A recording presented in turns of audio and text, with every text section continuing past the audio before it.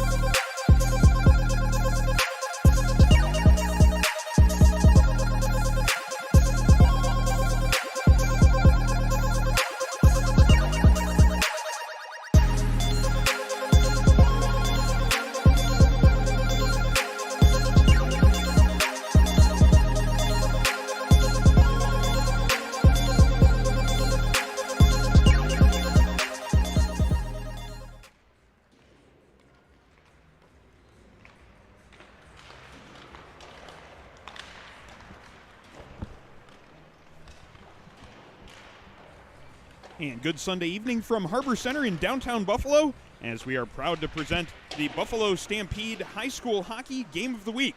Hello, I'm Aaron Elprin alongside Sean McHugh as we bring our Stampede junior hockey coverage to Western New York high school hockey coverage.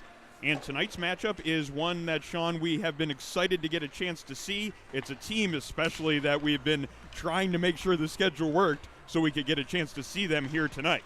Absolutely, and we get our first chance to take a good look at the unbeaten Orchard Park Quakers coming in with a squeaky clean record of 13-0, taking on the St. Francis Red Raiders, who are no slouches of their own, coming in with a record of 8-4, 1-2.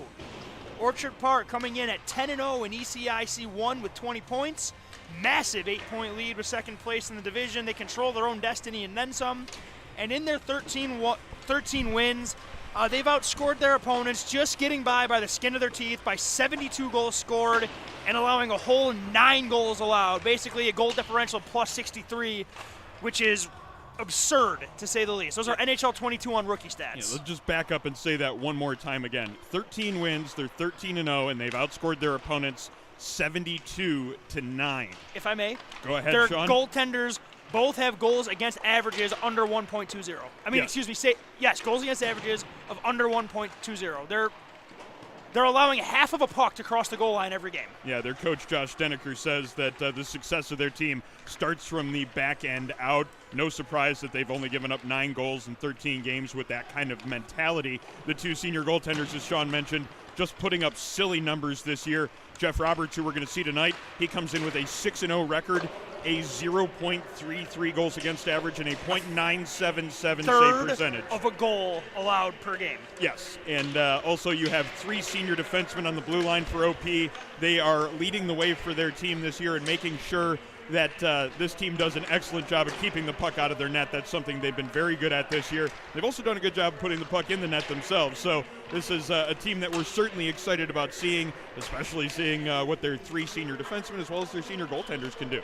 Absolutely, but we are not here to just talk about Orchard Park, and we are certainly not going to sleep on the St. Francis Red Raiders, especially because St. Francis has a counterpunch to the Orchard Park defenseman. Number 7, Sam Shivetta from the Red Raiders.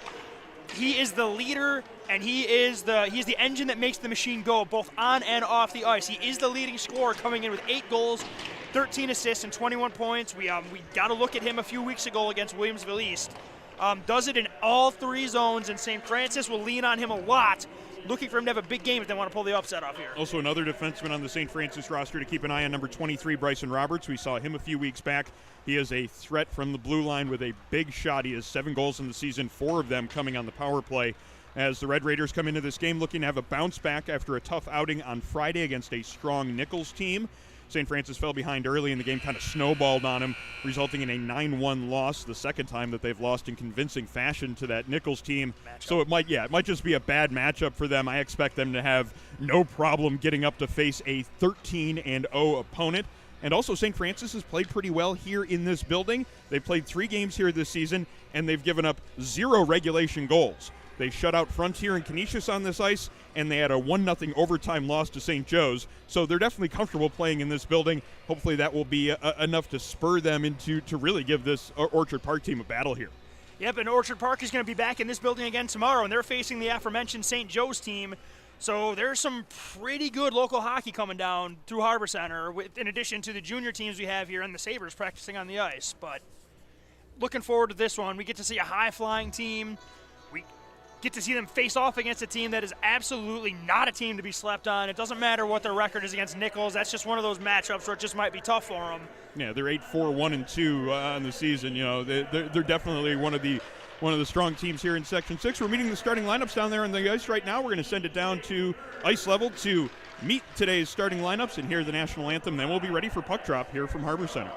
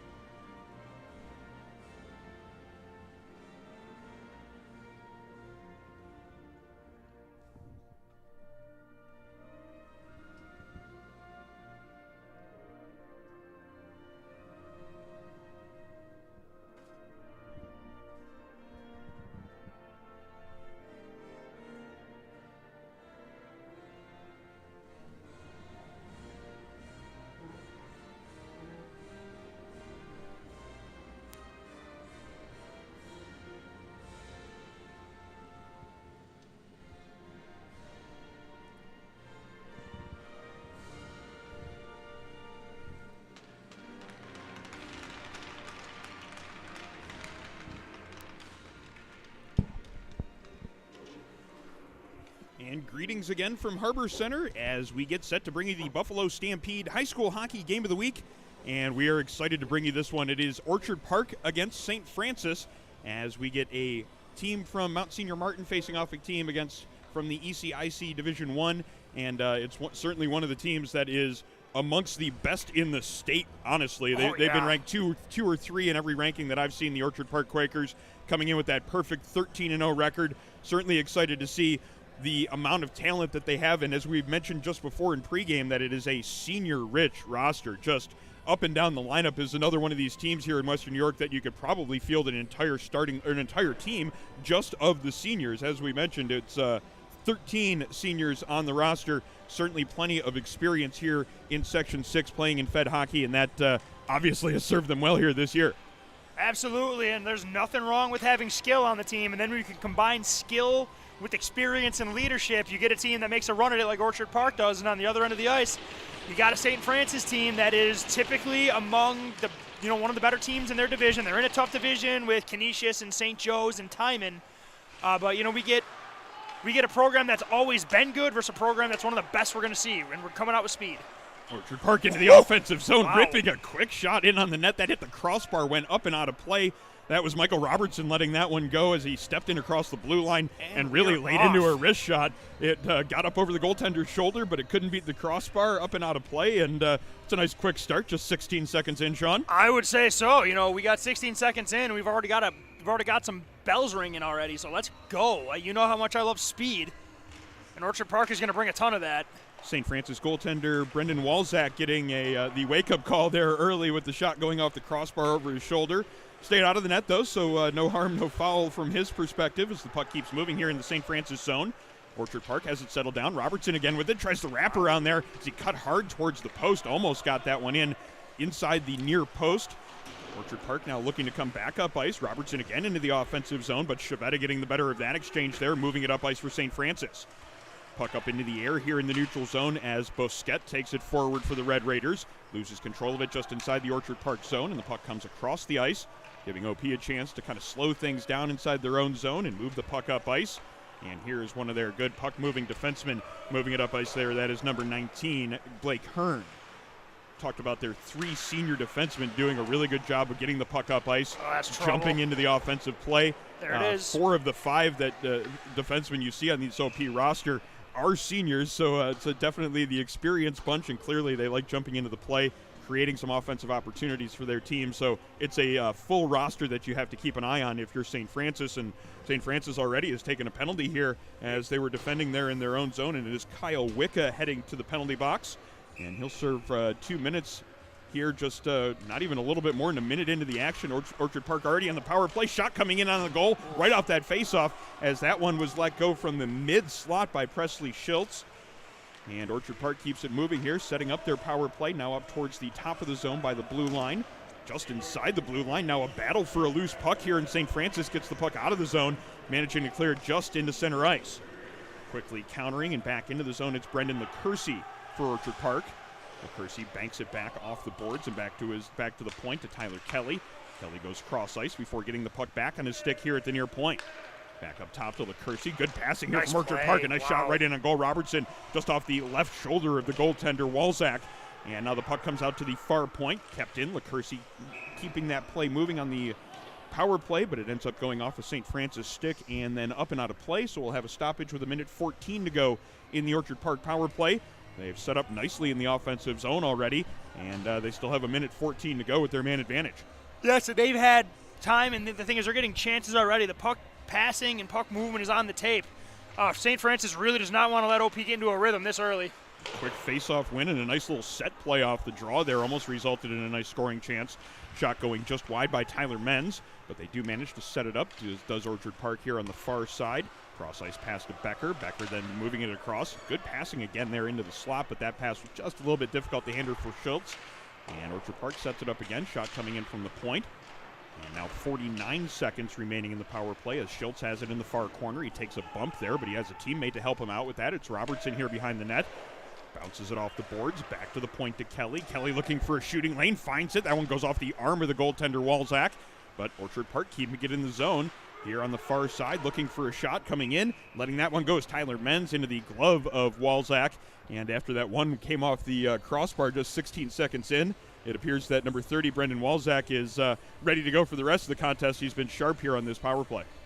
Sure has, Aaron, and Orchard Park is shooting at his ears, too. They're trying to go above the shoulder the whole time. They're really, really testing him early. He's been up to the task so far. Orchard Park winning another face-off and getting their power play moving yet again, but St. Francis going to have an opportunity to clear the zone. 2-1. Cameron Lopez bringing it up. It's 2-on-1 setting up. He's got Busquet in front of the net, tries to get that pass across. Had to make 2 attempts at it. Is good defense there from OP, keeping that scoring opportunity from really coming together for St. Francis on the penalty kill. Only 7 seconds, though, remain in the penalty to St. Francis, and as they clear it the length of the ice, Kyle Wicca about to step out of the penalty box, and we're back to 5-on-5 as St. Francis has successfully killed off this first Orchard Park power play of the evening, but it's Becker getting it up ice, getting into the offensive zone again for OP as they look to set up a little bit of time here in the offensive zone. St. Francis coming out with that puck, Lopez trying to get it out, gets taken down on the play, but then moving forward through the neutral zone is going to be Connor Sachaki. Sachaki runs his man over there to get the puck into the zone, but it's Orchard Park setting up with possession on the far corner. 13-14 now remaining in the first period as Orchard Park was looking for a long pass through the neutral zone, but Bryson Roberts gets in the way, lets a hard shot go from the top of the circle. That one goes off the blocker arm of the goaltender Jeff Roberts. His first test of the evening, making a good solid save on a strong shot from number 23 Bryson Roberts. Puck is iced just after that, so we'll have a face-off back in the OP zone with now 13:01 remaining in the first period. No score yet between Orchard Park and St. Francis. Yep, and good. St. Francis gets out of the penalty box and immediately has 2 transition chances looking to counter because OP's had all the possession time because they got a penalty a minute into the game. Francis trying to look into even the ice a little bit. Orchard Park gaining possession of it in their own zone, now working it up ice. Puck comes out of the air and down into the neutral zone, sent quickly back in by Dimitrov for St. Francis, and Orchard Park will have to head back behind their own net to start their breakout. That pass is intercepted as Max Taylor getting in the way there.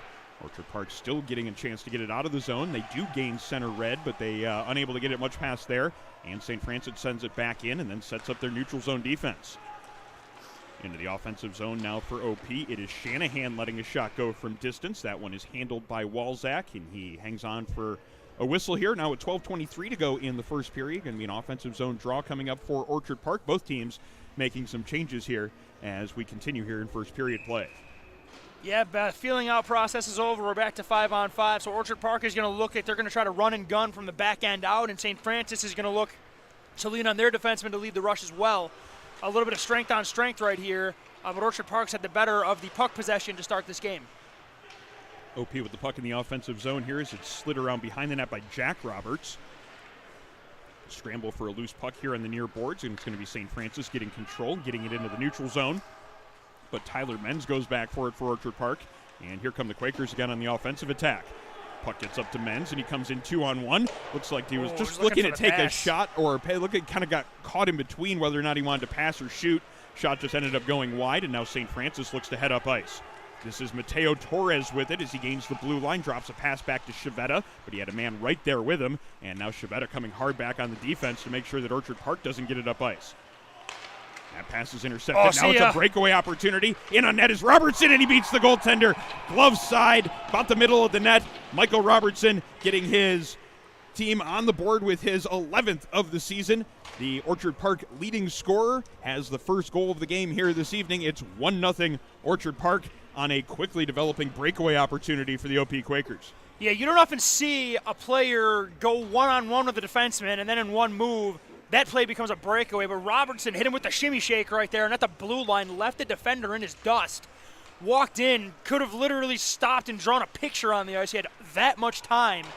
When a player like Robertson gets in alone, and the goalie's at his mercy right there, at that point, you just got to hope he makes a mistake, because if he hits his spot, it's going in. And that's something St. Francis did not want to happen this early in the game, and that was exactly what Orchard Park was looking for, and they got it early. Yeah, definitely coming into this game, it was one where you wanted to, you're wondering what sort of response you would see from St. Francis coming in after a difficult game the other night. And certainly this is one of those types of contests where the first period and the first 10 minutes of the game will give us an idea of what we're going to get and what sort of battle it's going to be. It's a 1-0 start for Orchard Park. but we get a little bit of a response here from St. Francis as Bousquet gets it into the offensive zone, fires a shot in towards the net. Good pad save there made by Roberts, and he has kicked the right leg out, and then a big hit from St. Francis as they start to set the physical tone here. That was crossed the 6'2", 210-pound defenseman, just lowers the boom on his check. But here, look at this, another stretch pass connecting for OP, but crossed it back on the play, making sure that one didn't get in towards the net and towards his goaltender. Now it's going to be St. Francis looking to break it out the far side, kept in at the point though. Orchard Park trying to get another offensive zone opportunity here as it was sent down low by Brzezinha.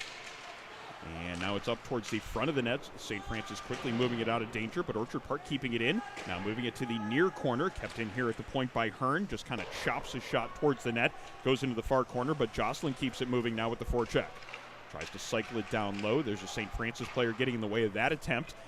And Orchard Park keeps it here in the offensive zone. It's an offensive zone time that they're spending a fair amount here as they pretty much have it set up shop for about the last 35 seconds here in the offensive zone. St. Francis just finally gaining possession, spinning it and firing at the length of the ice. That's one of those plays that we've seen a number of times so far this season in some of the high school hockey games that we've seen here in Section 6. You don't really get the secondary penalty for the icing call of not being able to make a change, so it sometimes is a smart play to do if you're hemmed in. Especially right now, Orchard Park is all over him since that goal. And yeah, if there's no penalty and you can still change off it, honestly, teams should do it more. Oh, he was gone if he connected on that pass. Yeah, St. Francis almost had a perfectly set up play there off the faceoff, just didn't quite get it up there into the neutral zone. Because that D-core is not going to let that happen more than once in a game. Yeah, once they've seen it one time in the game, they'll do their best to make sure that there's no second opportunity at that. Look at the forwards all getting back here, too. There's 4 men in the zone when there was a 1 2 strides ago. Max Taylor, though, still getting it right in towards the cage and almost getting a pretty decent scoring opportunity. Now some big contact here in the neutral zone. Orchard Park player looking for an interference call. He didn't blow him up. He might have got the call there, but he actually hit him harder. I don't disagree. I would have. You would have thought you would have seen an interference penalty there, but he blew him up with that hit.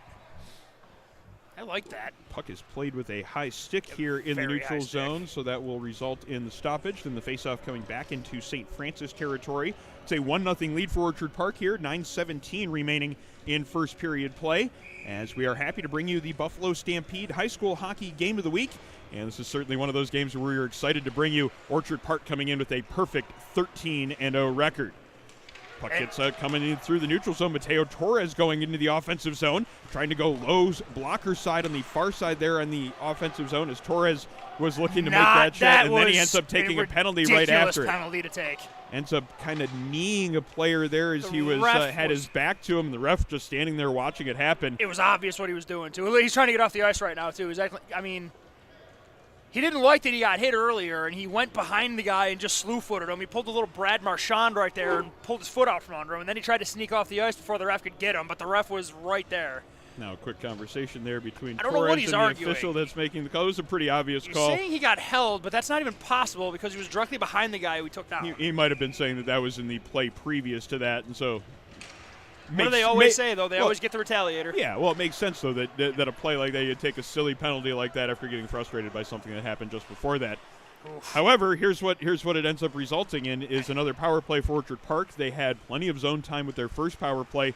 Seemed to take a little bit of momentum from it, even though they didn't end up getting a goal. They scored shortly thereafter, and now they have the puck here in the offensive zone as it's Sam Chavetta trying to kill that penalty. Good work there as he had 2 Orchard Park players right on him, but he got the puck away from both of them and fed it all the way down the ice to kill off a little bit of time in the St. Francis penalty. He's a big kid, too. 5'9". He's not freakishly tall, but at 175 pounds, he's solid. Look at that. Solid as a rock, and he's got the puck in transition. Beautiful read there on that play as he saw that puck coming up ice, that long pass being made into the neutral zone by Orchard Park.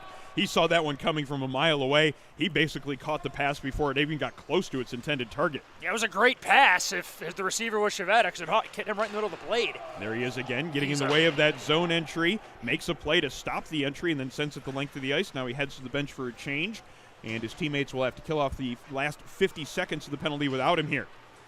Up ice now with some speed into the offensive zone is Blake Hearn.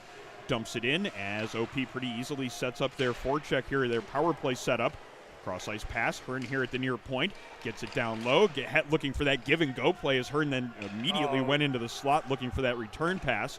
Play just didn't develop for them as now Becker has it here at the far point. Plays it along to Neeson, but now we have a whistle here from the referee on the near side.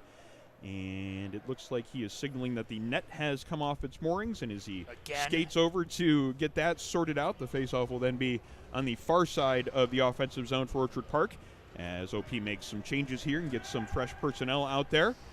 27 seconds remaining in the St. Francis penalty, now 7:22 remaining in the first period. Yep, and St. Francis, again, they're on their heels right now, and Orchard Park is just moving. You can tell that Josh Daniker spends a lot of time working on the power play because everything is done with a purpose.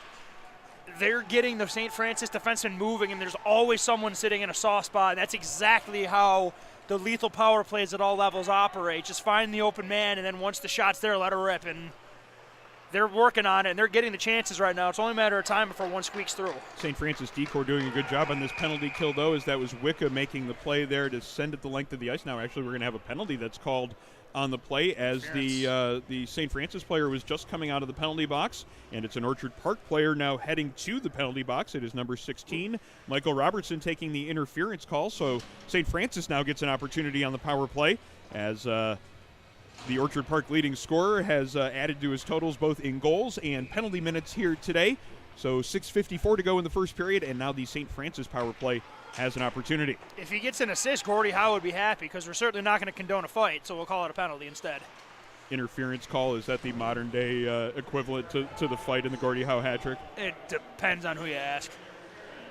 St. Francis here in the offensive zone. Roberts trying to keep it in at the near point. Orchard Park doing a good job of clearing it out, though. Now a little bit of a foot race for a puck there as it was Kelly trying to pester the St. Francis defenseman there just inside of his own blue line. Kelly's nasty, too. Like, he's a little thorn in your side right now. That's the kind of guy you want on your team, but you hate him if you're playing against him because he is just – here he comes again. He's just in everyone's face right now, and every time you get near him, you're going to either feel a shoulder in your chest or you're going to feel a stick on your ankle. It seemed like Roberts was expecting him to come down there and put some pressure on him because he quickly moved it along, even though – Look at him, sticks on him right now. Kelly backed off and relieved some of the pressure.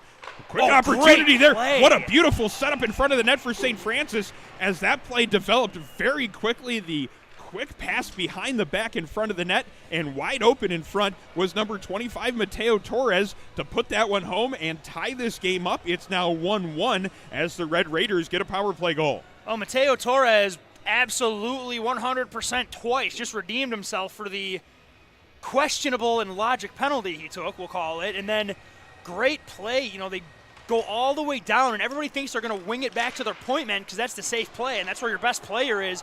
And then he throws that little behind-the-back pass, and Johnny on the spot is Mateo Torres, and he beats Robertson. He beats Roberts, who's, got a save percentage that if I didn't see it in front of me, I'd think you were lying to me if you told me about that. Well, very nice response here from the St. Francis Red Raiders. They take advantage of their power play opportunity. They've also done a good job keeping the puck in there on the far side as Bousquet made a good play to hold the blue line and get a shot in on goal. But it's going to be Orchard Park picking it up, moving it up ice. That one gets just past Chavetta and all the way back down into the St. Francis zone. Icing is waved off in the play as Jackson Antonelli goes back for the puck. He looks to go long through the neutral zone. That goes over the stick of a teammate between the legs of an Orchard Park player, and it will go for icing. So face-off heading back to the St. Francis zone now. 5:15 to go in the first period. It's all tied up 1-1 as St. Francis has answered the intense pressure from Orchard Park here in the early going, gotten a big goal on the power play to make it a 1-1 game. Yep, St. Francis answered the bell nicely, and that's good because Orchard Park looked like they were about to maybe extend that lead and start to impose their will early. St. Francis got a break with the penalty, and then they did exactly what you need to do with it. When a team like Orchard Park makes a mistake, you have to capitalize on it because they're not going to make a lot of those. Noah Albano trying to stick handle it out of his zone. He does manage to get it into the neutral zone, getting a little bit of help from a defenseman jumping into the play there late. That was Crosta jumping in to make sure it got into the offensive zone. Shot came in on goal. Save was made by Jeff Roberts. He holds on for a whistle, so 4:48 now remaining in a 1-1 first period tie. Thank you so much for joining us here with the Buffalo Stampede High School Hockey Game of the Week. Thrilled to be here at Harborcenter to bring you Orchard Park and St. Francis here on a Sunday evening. Nice little bit of hitting there over on the far side from Orchard Park as St. Francis makes sure it stays deep in the offensive zone. Puck almost pops out in front of the net right to Torres as he almost had a nice puck right on his stick just like before. Now Kelly into the offensive zone, gets behind the defenseman, almost got to that puck to get a nice scoring opportunity as the net comes off of its moorings. What are we, again at Cornerstone again with this? Yeah, this is the running joke in our Buffalo Stampede broadcast is that anytime the nets get bumped at all or breathed on, it's usually the net to our left in that building that just comes off as easy as can be throughout the game a dozen times a period. I'm convinced it doesn't have pegs. It's on wheels at this point, Aaron. It might just be us here because it's following us from rink to rink. So am I too loud? Is that what it is? Could be. Because I was loud. I was loud the other day. That's okay, though. We like the energy. Shot coming in from the point. That one gets deflected as Orchard Park here looking for an opportunity in the offensive zone as we come up on 4 minutes to play in the period. Puck comes back to the point. Pass across to LaCourcy. He's got a guy in the slot. Shot taken there by Menz. That one's deflected up and over the net. Opportunity now for St. Francis to get it up and out of the zone, but Orchard Park doing a good job of converging on that puck, making sure they maintain possession and keep it just inside the blue line. Puck pops out towards the slot. Menz is right there, just can't dig it out of his skates. St. Francis clears the zone, but OP has it again as LaCourcy looks to get it up ice quickly. He's got Menz there, but he can't get behind the defenseman. Goes and retrieves it in the far corner, spins it around behind the net, and he's got LaCourcy coming in from his point position. That shot attempt almost got to the goaltender, the defenseman getting in the way just as it got to the top of the crease. St. Francis looking to connect on a long outlet pass there, but Cameron Lopez unable to run that one down. And this one will go for icing with 3:27 to go in the first period. Still 1-1 between the undefeated Orchard Park Quakers and the St. Francis Red Raiders. Yep, and St. Francis is doing a really good job of not trying to, I don't want to say be Orchard Park because that sounds disrespectful, but they're not trying to play Orchard Park style. St. Francis is aware that there's a scrambled puck there in front of the net. Ends up popping back to the point man. Shot almost got through that crowd that was in front of the net by Becker. But it is kept moving here in the offensive zone as St. Francis now trying to relieve some of that pressure from the OP forecheck. But it's going to be Orchard Park's Robertson keeping it moving, getting that pass along to Schultz. Schultz with it in his skates there as he's being pestered by two different St. Francis players, but he gets it along to Robertson. Robertson spins away from a defender, gets it back to the point. Becker with it here. Good passing from OP, but that one just juggled a little bit, and an opportunity to get it up ice. Cameron Lopez into the offensive zone. Then he takes a big hit on the far side, keeps possession of it, gets it down low. Shot from in close by Mahoney. That one is handled by Roberts, and what looked like it was a play that was developing not the way that St. Francis would have liked it to. Ends up almost getting a prime scoring chance for the Red Raiders. Save is made by Roberts, though. Now 2:39 to go in the period. Cameron Lopez does a really nice job of shedding off a check. What I'd like to see him do there, instead of, the sideways, try to set up a great defenseman for a dangle, I mean, he just showed right there that he can shoulder off anybody. Just lower your shoulder and lower your head and go, oh, he was just off, but he was off. Yeah, that was a 3-on-2 developing there. If that half of a step of a difference between the blue line and where the St. Francis player was had been made up, but it does go for offside, so we have a face-off right in front of the Orchard Park bench. A little bit less than 2.5 to go here in the first period. Face-off is won by St. Francis, but the pass attempt through the neutral zone doesn't connect. And now Neeson gets it into the offensive zone for OP. It just comes slowly towards the goaltender. And we have an Orchard Park player stopping hard in front of him, spraying him a little bit there. Yeah, no one likes that, but not much of a response other than kind of like asking for a penalty, as you have a couple of St. Francis players still mentioning that to the referee that's over there. The guilty party on the OP side goes to the bench for a change. It's ice. That's just part of the surface. It's something that can be viewed as disrespectful and has led to some hostilities in the past. Glad that didn't develop. The only reason you would call it is to prevent a fight, but it's not necessarily calling it. It's just more of a. I've seen it called as unsportsmanlike. Oh yeah, no, I've seen it too. I just feel like the only reason that it gets called is to de-escalate, because the goalies hate it, obviously, because who would like getting snow blown in their face? No, they have enough to deal with getting pucks fired at them 80 miles an hour throughout the game. The fact that you probably could put a down payment on a really nice house for what it costs them to be able to play and equipment.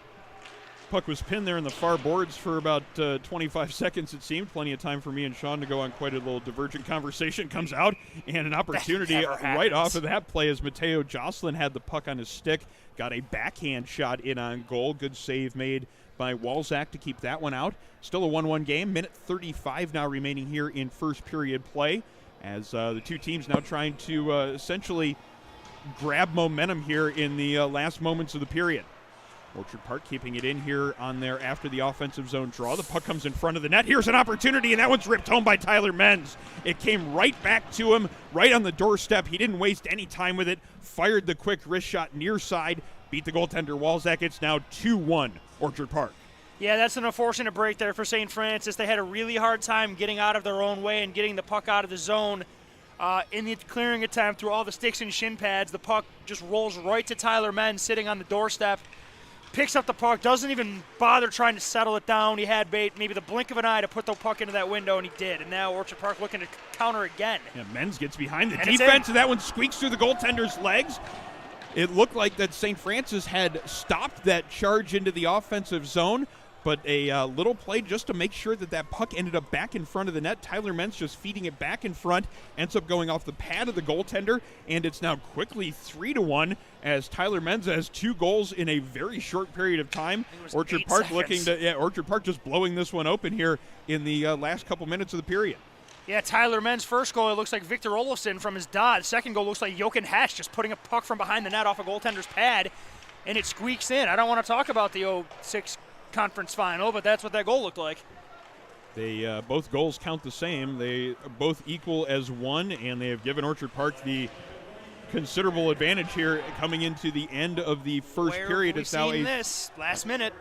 The last couple of minutes of every period always prove to be pivotal. If you can get a goal there in that late moments, always gives you a little bit of extra momentum. If you give up that goal in the last couple of minutes, things kind of go astray for you pretty quickly. Yeah, Walzak's got to get out of this period. He's fighting the puck right now. Something's in his head right now because he had a really hard time even covering that one. Yeah, that was a pretty routine play for Walzak in front of the net. Not a goalie here, but kind of fumbled a little bit as he covered it up. Still 45 seconds to go here in this period. You know that Orchard Park is smelling the blood in the water, so they might be looking to see if they can extend this lead before the end of the period. St. Francis obviously going to be looking to keep that from happening, move the puck up ice if possible, but OP has it set up here in the offensive zone yet again. Puck on the far side as it's Kelly battling for possession, showing some tenacity there in the offensive zone. Finally, though, Cameron Lopez gets it up ice. Doesn't connect on that pass, and it's going to go for icing. Oh, that's not what you wanted to do there. That's a dangerous opportunity. Now is another offensive zone draw coming up here for OP. St. Francis is going to get that opportunity to make a change, though, as they get 3 new forwards out there that will look to make sure that OP doesn't get another scoring opportunity here in the last 26 seconds. Yep, and this is huge right here. I mean, you don't want to go down 2, but you sure don't want to go down 3 to this team. And their Orchard Park is they've got possession too, so St. Francis needs to battle here. Robertson tries to cycle it down low, but getting in the way and getting it out of the zone. Got to get that puck out. Yeah, it's Albano unable to get that one out as OP keeps it in. 13 seconds to go. Robertson spins around behind the net, tries to get that pass in front, hit the side of the net, then comes out into the neutral zone. They still have enough time to get it in. But that one's actually going to go for icing, I think, or icing or offsides, because it did come from this side of the red line. Yeah, it's going to be an icing call as Orchard Park a little bit sloppy there in the last moments of the period, not gaining the red line before dumping it in, just like St. Francis had done a moment before. So it's a 3.3 seconds left in an offensive zone draw coming up here for St. Francis. It's a moment for them to get at least one more scoring opportunity. That's not happening. Orchard Park, though, winning that face-off cleanly. And just skating it in behind the net is Blake Hearn to kill off the last few seconds of the first period. And that is the way period number 1 will come to a close. It is the Orchard Park Quakers leading by a score of 3-1. It was a 1-1 score until the last minute and a half. And Orchard Park getting 2 quick goals within a very short amount of time. Just about 8 or 9 seconds, I believe, is how much time came off the clock. OP taking the 3-1 lead into the locker room as they look to continue to improve on their perfect record. They're 13-0 coming into this game, looking to pick up win number 14. Absolutely, and a 13-0 team is in the spot almost every game, so Orchard Park is in very familiar territory right now. St. Francis, I don't want to say they played a bad period. They took a very early penalty, didn't get didn't pay for it per se, even though the goal came shortly thereafter. Did a really great job of capitalizing on a very uncommon, uncharacteristic mistake by Orchard Park, and then had some chances. Orchard Park gets a nice goal. Really not a whole lot you can do. Just St. Francis got victimized by the puck gods right there, but then off the face-off, whether you want to blame the goaltender for not being tight to his post or the D-man or what have you, Orchard Park gets, an odd goal. And it seems to be that the teams that are winning are the teams that get those bounces, or maybe you just notice it more when they're winning. But regardless, Orchard Park put up a 3-spot in the first period, and being down 2-0 after a period to this team is just something that, every team that's tried it's failed so far. So St. Francis has a mountain to climb. Certainly going to be a challenge to come back from this one already. Even though it's just a 2-goal game, you know that a team that has the confidence of the unbeaten record already, they just take that going forward, and they will certainly have a lot of confidence going into the second period. But don't expect this St. Francis team to just roll over and let them have the victory here at Harborcenter tonight. Thank you so much for joining us, as we are pleased to continue to bring you the Buffalo Stampede High School Hockey Game of the Week. Stampede off this weekend, but they will be returning to Cornerstone Arena coming up on Friday night. It is a 7 p.m. game against the Elmira Junior Enforcers. Tickets and more information about the Buffalo Stampede available on our website, buffalojrstampede.com. Puck turned over and off on a breakaway. Here's Caden Cranston. The move in the deep, the pass and a score! Parker Bonsignor, what an unselfish play by Caden Cranston. Moves it further, 2-on-2. Oh, what a shot! Toe drag and score, Caden Cranston. And Patton will pick it up. Patton gets it into the middle, it's tipped. Oh, big glove save by Willis. Chopped down along the boards, now left behind.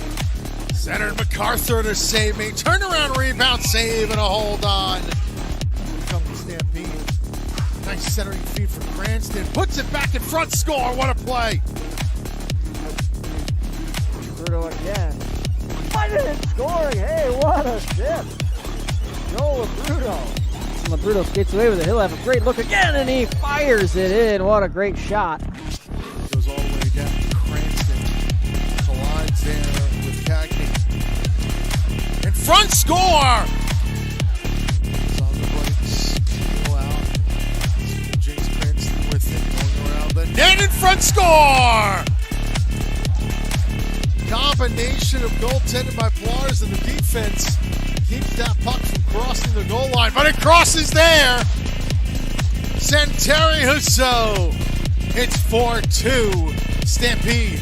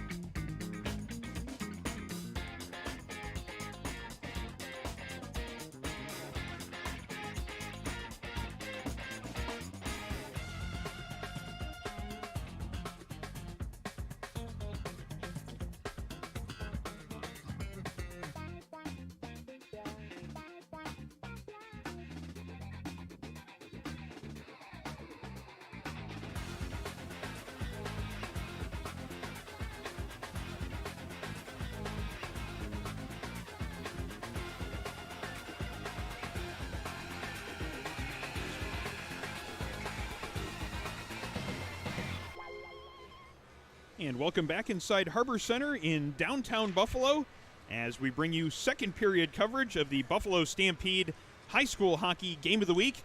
It is Orchard Park taking on St. Francis, and after 20 minutes of play, it is the undefeated Orchard Park Quakers leading by a score of 3-1, scoring 2 goals within the last minute and a half and maybe a couple extra seconds there in the first period to take what was a 1-1 game, turn it into a 3-1 game here for second period play. Thank you so much for joining us, though, as the Buffalo Stampede are excited to bring you high school hockey throughout the season. Western New York's newest junior hockey team, excited to get out into the hockey community and bring some of our broadcasts to you with high school hockey games like this one between Orchard Park and St. Francis. Hi, my name's Aaron Elpern, the play-by-play voice of the Buffalo Stampede, alongside color commentator Sean McHugh, camera operator Jeff Jazarowski. Excited for second period play. And Sean, it was an impressive first period from the unbeaten Orchard Park Quakers.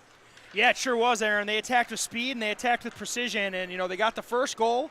St. Francis swung back a little bit after a power play, a mistake by Orchard Park.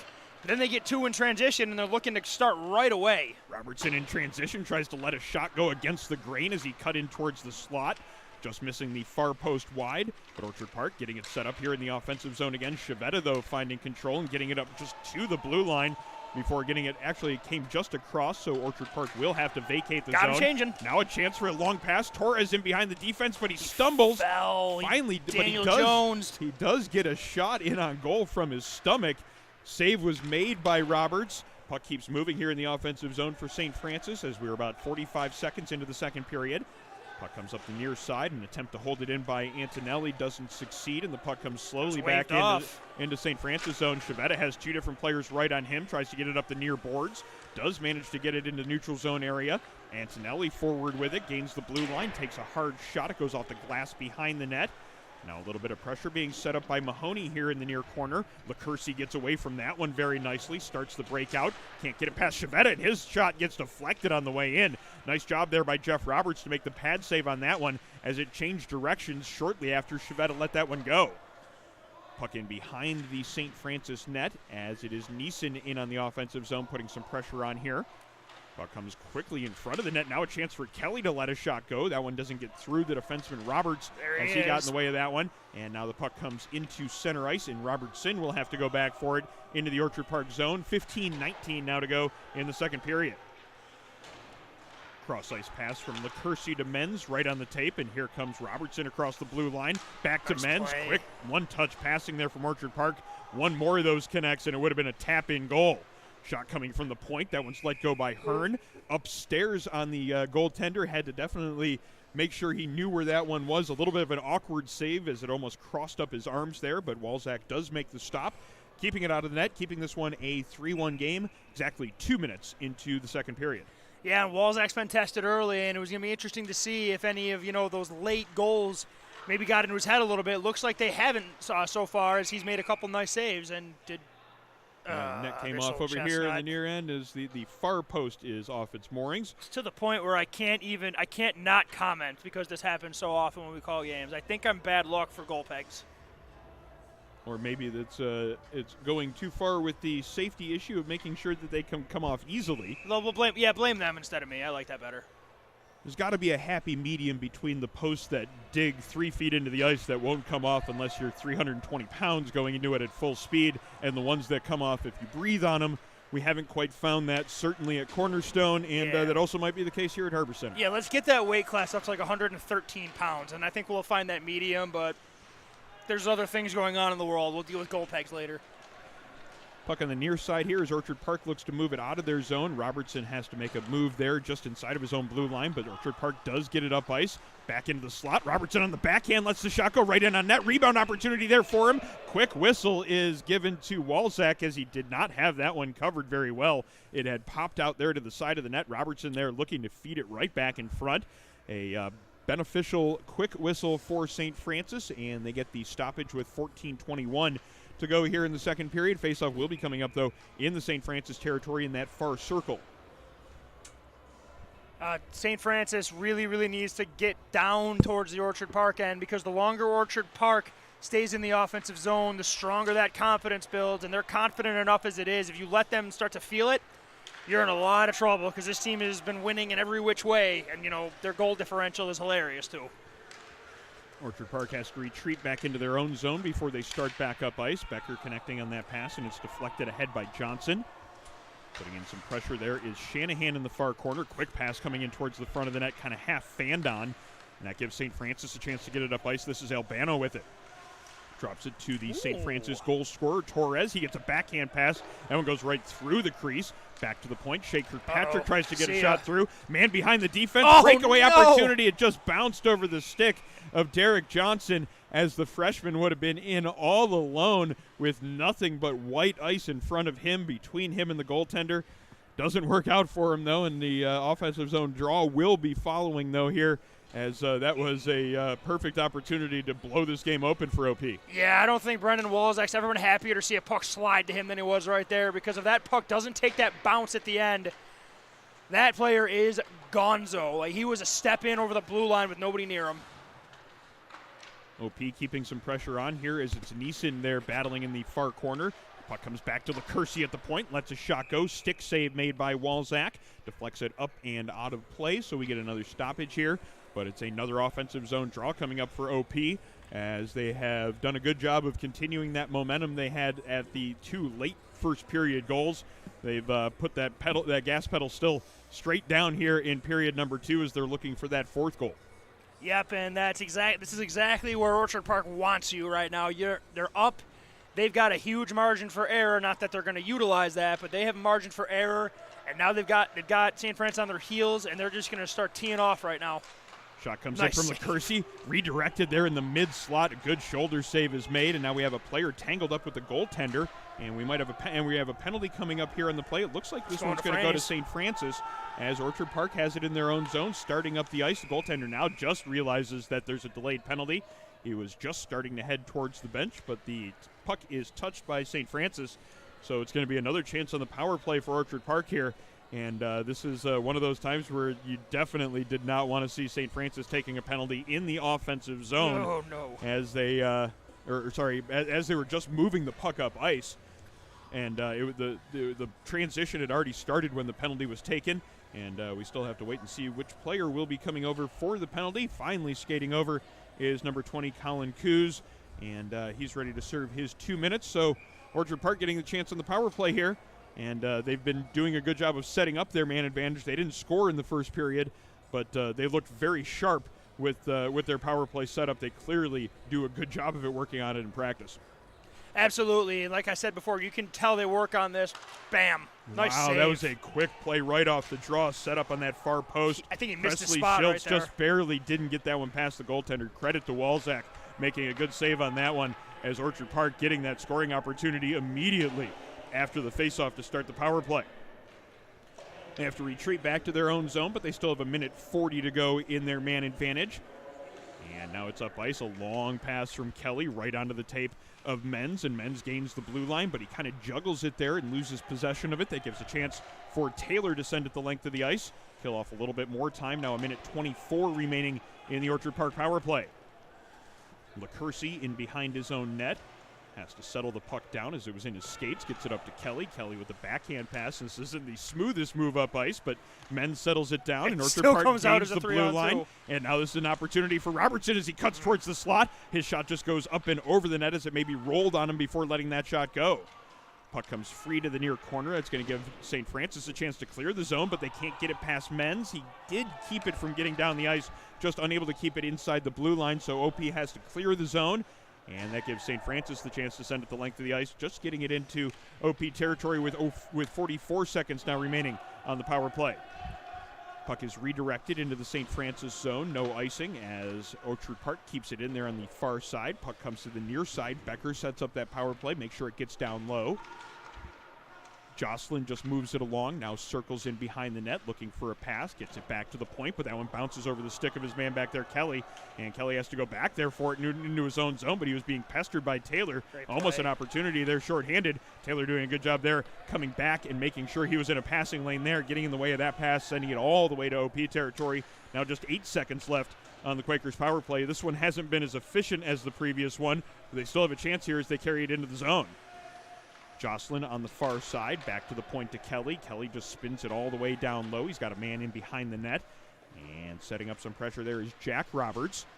Roberts then losing control of it, but two different OP players over there against two different St. Francis players, as one player's lost a stick here in the process. Orchard Park comes out of the pile with the puck. Cross-ice pass onto the tape, shot in on goal. Rebound chance. Another save made. Walzak making two good stops there, keeping his team from falling even further behind in this game. Orchard Park keeping it in here at the point, but a good play to make sure the zone is cleared as the defenseman Bryson Martin doing some good work there up at the top of the zone.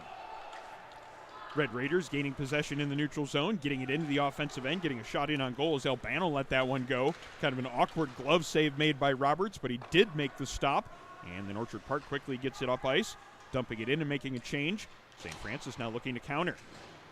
Albano gains the blue line, tries to cut in towards the slot. Good defense by LaCourcie as he took that puck right off his stick, then started up ice himself. LaCourcie in front of the net looking for that pass. Didn't quite get the stick on it to redirect it, and the save was made by Walzak on a nice quickly developing play. And they look to counter again here as Orchard Park doing a good job in the neutral zone. They pass off the pad there, almost perfectly executed there by the OP Quakers, and they keep it in at the point, though, as St. Francis a little bit on their heels here in the second period. Puck comes out into center ice now, 9:25 to go in the period. Orchard Park finding possession again, looking to get that offensive attack going one more time here. That pass doesn't connect, though, and that gives a chance for Crosta to move it up ice for St. Francis, but that pass is not on the tape, and they have to retreat back into the neutral zone before finally dumping it in. Now Busquet on the far side tries to make a pass, but he's unable to, and it's an easy clear for OP with exactly 9 minutes now remaining in the period. Puck comes through center ice. Busquet quickly on it in the offensive zone. He's got a man trailing that he's going to try to get it to. Just has to settle it down there as there was an Orchard Park defenseman quickly on top of him. Chavetta makes sure it gets in down low. There would have been a chance from there along the goal line. Mahoney unable to come up with that puck, though. Could have let a good shot off there if he would have been able to settle that pass down, as he was right there along the goal line with a lane to the net. Good Lord, Robertson's fast. Here's a chance now from down low. Good save made by Walzak as a 2-on-0 there was developing right in front of the net. The pass was fed right across Presley Schultz, getting it right across to Robertson. Robertson just couldn't beat the left toe of the goaltender Walzak and make this one a 4-1 game. But Orchard Park certainly putting a ton of pressure on here, as they have definitely smelled the blood in the water here in period number 2, and they're looking to blow this game wide open as quickly as possible. Yeah, Orchard Park, they're like bees to sugar right now. They're all over the place. Walzak has been on his game. It could easily be 5 or even 6-0 right now, just based on the quality of scoring chances Orchard Park is getting in this second period, and we're just about halfway through it. Yeah, it's about 9 minutes into the period, and there's already been 8 shots on goal for Orchard Park here in this period. Walzak standing tall, making all the saves that he's needed to here in this period, allowing his team to still stay within shouting distance here in this contest. Orchard Park again with possession of the puck, and they quickly move it up ice with that precision passing. Just inside the St. Francis blue line now as they look to set up some offensive zone pressure. Robertson steps away from one man, still has control of it, even though there were a couple of players right in that neighborhood, as he was trying to dangle it in through a couple of different St. Francis players right in there in the slot. St. Francis does manage to clear the zone as it's Mahoney getting it into center ice, but it is quickly coming back with the counter. Robertson almost stepping around the defender there in the high slot. Now a big hit on the far side as Orchard Park putting a little bit of the physical pressure on now. Oh, that's going to be trouble if they start playing that way. Not that just because if they start adding the body to what they've been doing right now, they're going to be really tough to get off the puck.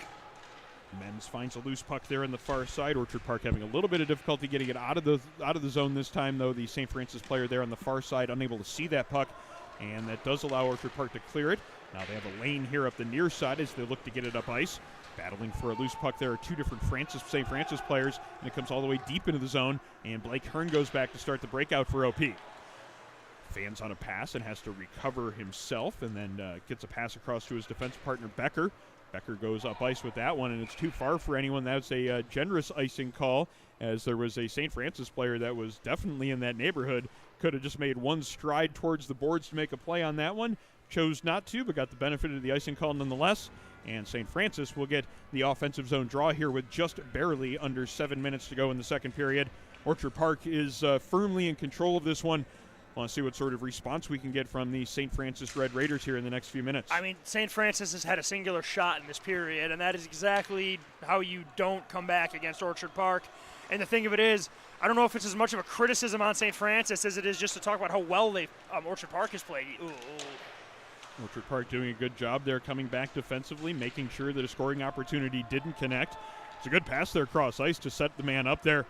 Didn't connect. Had a little bit of a lane there to walk it in, but that defenseman LaCourcy quickly over there, make sure that there wasn't a lane, wasn't a shooting opportunity to get that one in on goal. I don't know who took the worst of that hit right there. Yeah, a couple of players go spilling to the ice, and now they continue the conversation here as they get back into the play. Puck comes back into the Orchard Park zone, though, as it comes up the near boards.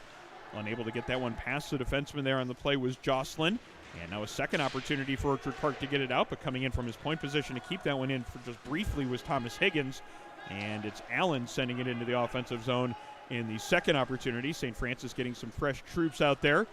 As Orchard Park looking for a long pass through the neutral zone. LaCourcy didn't see anything there, ends up just carrying it to the center red line and dumping it in. Orchard Park makes a wholesale change here, allowing the Red Raiders to break it out with some fair ease. But they only get it as far as the center red line, and now here comes the quick counter. Puck bounces over the stick of Neeson, but it is picked up there by Robertson. Gets that pass down low. He has Schultz in behind the net. Schultz gives it back to Robertson. The two-play catch there in a short amount of space there in the corner.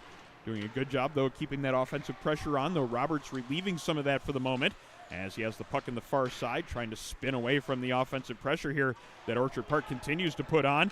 And now Orchard Park has drawn a penalty, and they get a quick scoring opportunity in front as Neeson jumped right into the crease, got that puck on his stick, just couldn't beat the shoulder of the goaltender there. Walzak making another good save here in the second period, keeping his team from giving up that fourth goal, but now they're going to have to kill off a penalty as it is number 23, Bryson Roberts, heading to the penalty box. A cross-checking call is being signaled. So we get another look at the Orchard Park power play. They haven't connected yet, but they've looked pretty sharp so far. Yes, they've looked very sharp so far, and although the power play hasn't yielded a lot in the scoring department, it's yielded a lot of momentum and zone time, and they're just wearing down the St. Francis defensemen and forwards.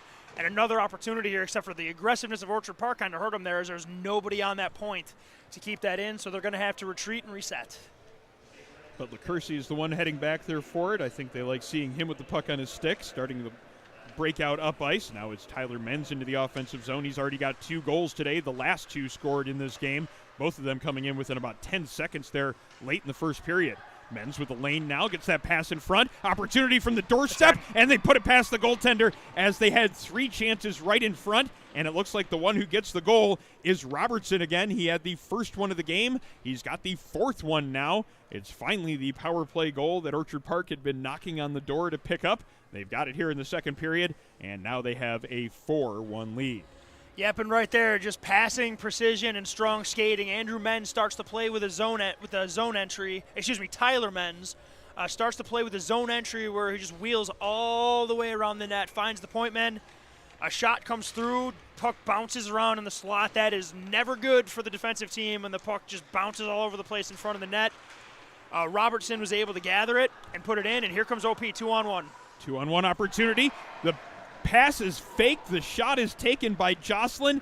Caught the goaltender leaning a little bit. Beat him in the 6-hole over the pad on the far side. And it's now a 5-1 game. As for the second time in this evening's game, Orchard Park has scored twice in quick succession. They're now out in front by 4. Yeah, Orchard Park again gets a goal. Oh, we're getting a goaltending switch as well. Looks like Walzak is done for the night. Looks like we are going to see Jack Zuklowski. Yes, the senior goaltender is gonna get some game time here. Yep. Yeah, Walzak's upset, and not a lot of it's his fault. I mean, that last goal, I bet he wants it back, and that's the thing. That the latter half of each of the quick succession goals are goals he'd want back. It's just one of those things where I'm not sure he had completely shaken off the first goal. I could see him leaning from here on that last goal, and it just got right between his arm and his blocker and went upstairs. So it looks like they're going to warm up their next goaltender right now and see if maybe that provides them a spark to maybe get 1 or 2 in this period. Yeah, into the net now is number 1, Jack Zuklowski, as he comes into the game here in relief for St. Francis here. Actually, this was something that they had to do in their last game against Nichols, as well as both netminders saw action in that game. And obviously that game did not go the way of St. Francis. It was a 9-1 defeat, and now they're having to come in here against another tough opponent, the Orchard Park Quakers. And after 5 goals in a little bit more than a period and a half, we have another goaltending change coming up right now. And Zuklowski comes in, 7 games played this year. He has a goals against average of 2.47, save percentage of .906. St. Francis will be looking to number 1 to shut the door here as the floodgates have started to open up. And as much as anything, I think this gives this almost serves as like a timeout for St. Francis to slow things down. They get the moment to warm up their new goaltender, and so maybe they can catch their breath and hopefully come out and stem some of the tide that has certainly turned against them and in favor of Orchard Park here. Absolutely, and they needed that too, because clearly momentum is something Orchard Park thrives off of, whether it's a principle or whether it's how it actually works, but they're just really, really good at responding to their own goals with more goals. As we get play moving again here with a little bit more than 4 minutes left in the period. Taylor brings it into the offensive zone. What a beautiful save there by Jeff Roberts, flashing that glove hand out, stopping that one from getting over the left-hand glove. A beautiful save, and it stays a 5-1 game as the Orchard Park goaltender gets in on the action, showing off a little bit here as the undefeated Orchard Park Quakers are certainly giving us the show that we expected from them today. Absolutely, and on top of that, any thought process that maybe, Roberts would be rusty from having not seen hardly any action in this period, there he goes. That goes to bed right there with a Marc-Andre Fleury-looking glove save, and then he was able to weather a storm in front of his net. Scrambled now in behind the net for a loose puck. Comes out in front. Torres with the backhand. Had a good look at that one right on the doorstep as that puck slid right to him, right next to the netminder. Roberts, though, making that save as he made basically like 3 or 4 saves there in quick succession after sitting and watching a lot of hockey there for most of this period. So good on Jeff Roberts to make sure he was staying engaged in this game, but not necessarily a surprise to see that with the way that Orchard Park has dominated their opponents this year. This is probably something that he's seen a couple of times where his team doesn't give up a whole lot of shots and are just well in command of every game that they've been in. Oh, I love watching players catch passes like that. Robertson into the offensive zone after the nice stick handling and nice reception of the pass there in his own zone on the breakout. Neeson then cycles it down low as Orchard Park now looking to set up here on the new goaltender in net for St. Francis. Armstrong driving in towards the front of the net there, getting that backhand shot in on the goaltender, but Zakluski makes the save and keeps this one a 5-1 contest. But the shots are starting to get pretty lopsided here, Sean. It's now 22-8 in favor of Orchard Park. That means St. Francis has only managed 3 shots on goal here in this period, and I think most of them came right there in the last couple of minutes. Absolutely, and this is exactly how the first period ended. St. Francis hung around in the first, got the game tied, and then Orchard Park kind of said, no more of you, and then went off. A lot of the same thing had happened right there. Francis was looking for the backdoor rebound shot, and Roberts just kind of stuck his pad out and kicked it to the side. Scrambled there in front of the net. An opportunity for St. Francis as that puck was kind of sitting free in the crease. Just couldn't get a stick on it to get that second chance opportunity. Comes in front again. Scramble for it. It comes away. Back to the point. Shot taken there by Chavetta. Save made on that shot by Chavetta coming in from the point. Roberts making that stop, covering up to make sure that there was no second chance on that one. And as he makes his 9th save of the game, both teams make some changes as we get ready for an offensive zone draw for St. Francis, as it's going to be Menz and Bousquet on the draw. St. Francis winning a rare face-off, as it seems like Orchard Park has not only dominated on the scoreboard and in the play of the game, but every single time they seem to have won the face-off here, especially in their own zone. But the hand pass is called there, so that will result in a stoppage, and the face-off will come all the way back down to St. Francis territory as they are guilty of the hand pass there in the offensive zone. Absolutely, and that's just not what you want to do right there if you're St. Francis. You need to generate as much momentum as you possibly can right here because you don't want to roll over, but when a team's crushing you in the face-off dot, defensive zone face-offs are not your friend, and here's a case of that right here. Face-off won by Orchard Park, and they feed it down low to set up the cycle play. They gain possession of it with Jack Roberts. Back to the point.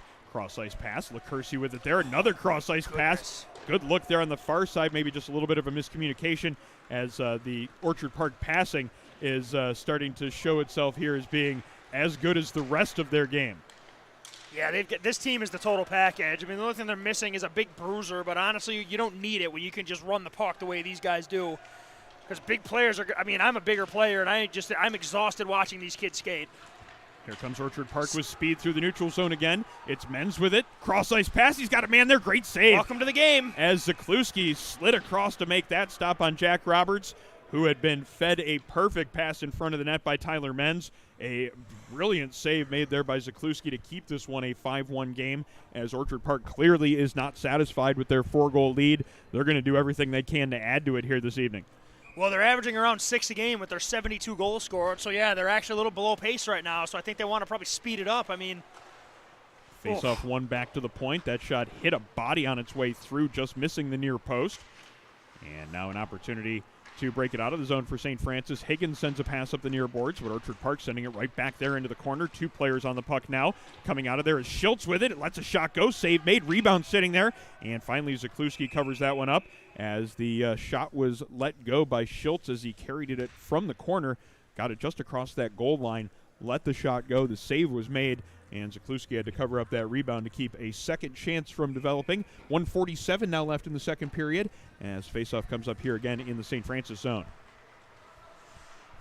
Back to the point to Becker. He makes sure it gets deep into the zone. Good passing there and behind the net. Robertson with the puck on his stick here in the corner. Stick handles away from one player. Gets that puck back down low again. I've enjoyed watching number 16, Michael Robertson, so far. He's a yeah. I mean, I want to put him up there with the Ryan Steiners in the and those two twins from LNF. I mean, he is an absolute treat to watch. Ooh, he just missed the bar by an inch. Great shot being taken there. Aiden Robbins, the two. That's who I was thinking of. I had to. That was bothering me.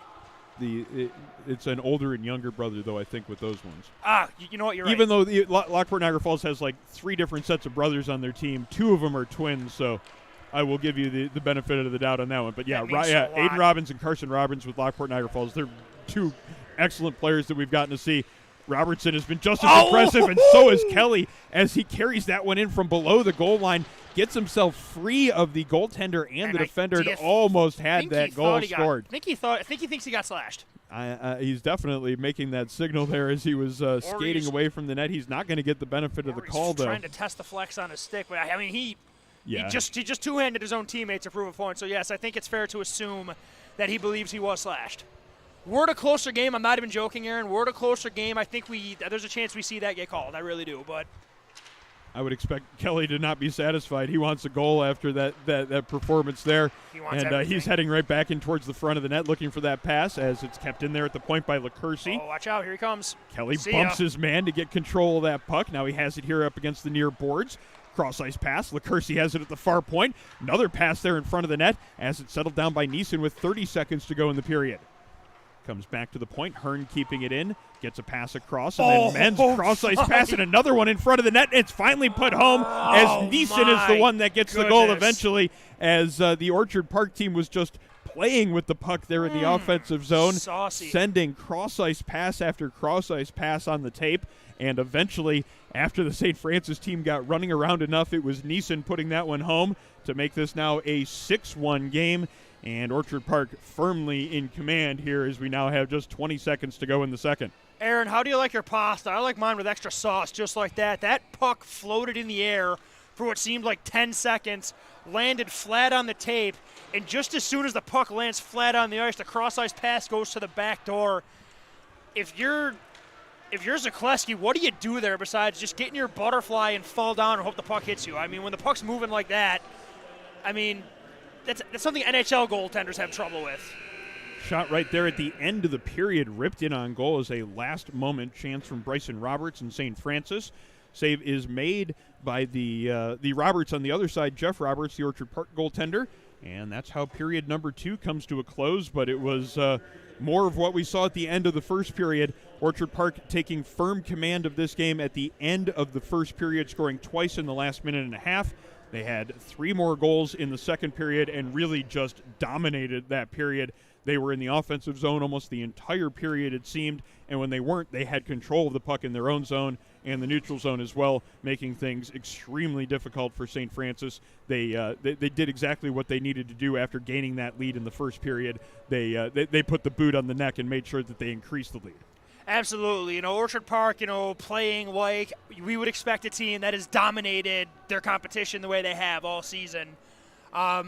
Usually, and the thing is, there's no problem with the flashy plays right there. We saw it. If you're able to do it. It's part of hockey. But one thing you're seeing with Orchard Park is they're playing as a team all the time. There is support on the pucks. The defensemen have backup. The goaltenders, when there's rebounds, the garbage is getting cleaned. I mean, everybody on the Orchard Park Quakers on the team coming onto the ice for their shift knows that there's 4 other guys that have their back and will protect them and watch them, which frees them up to play the game they know play the game they know to play.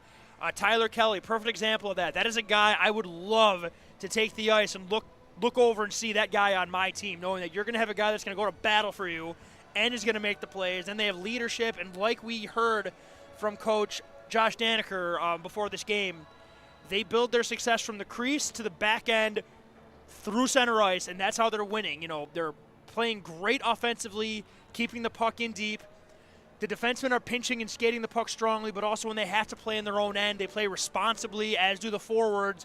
And then, if something breaks down, you got a goaltender with the most hilarious goals against average I've ever seen in my entire life after more than 2 games played. Even on NHL 22 rookie mode, I couldn't even have my goalie posted, say, a goals against average like that. Orchard Park is lacking nothing right now. I really, really think that this is just a case that Orchard Park is just this good.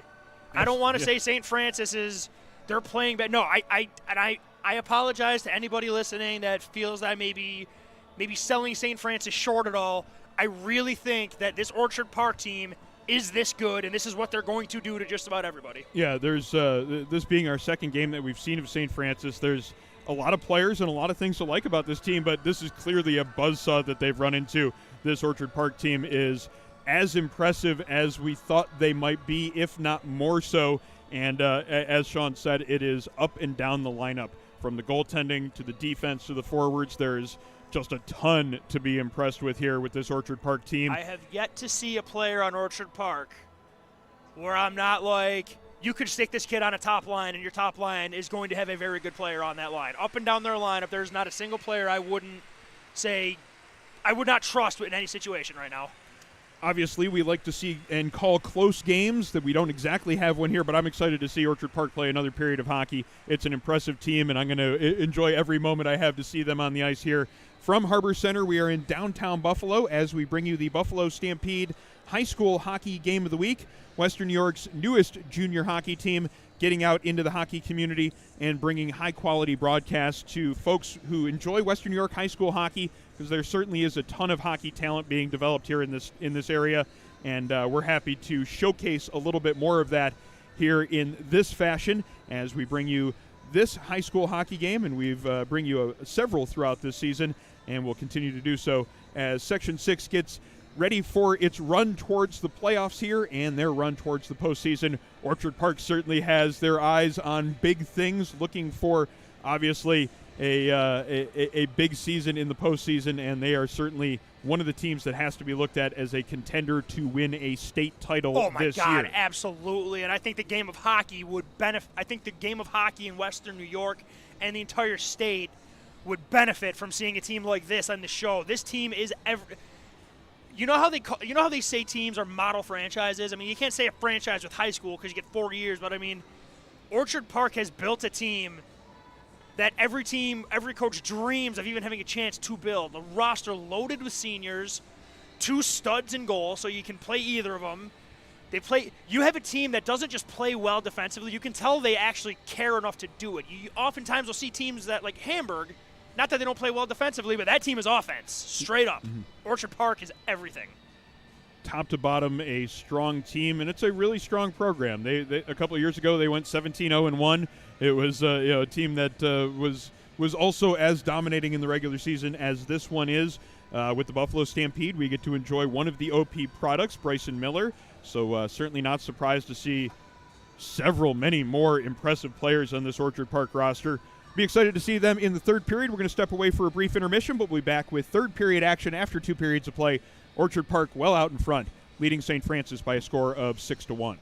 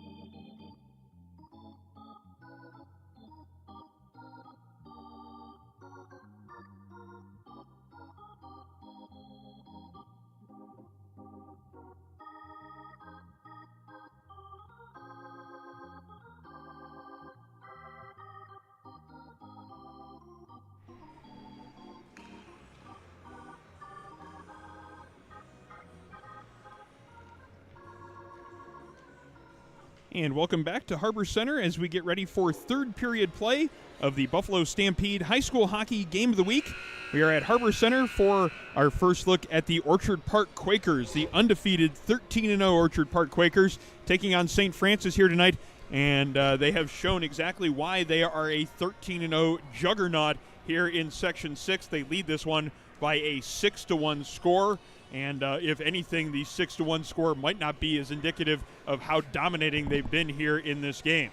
Hello, my name's Aaron Elpern, joining you for the call of tonight's matchup alongside Sean McHugh, color commentator, camera operator Jeff Jazarowski, as we bring our Stampede junior hockey coverage to Western New York high school coverage here this year.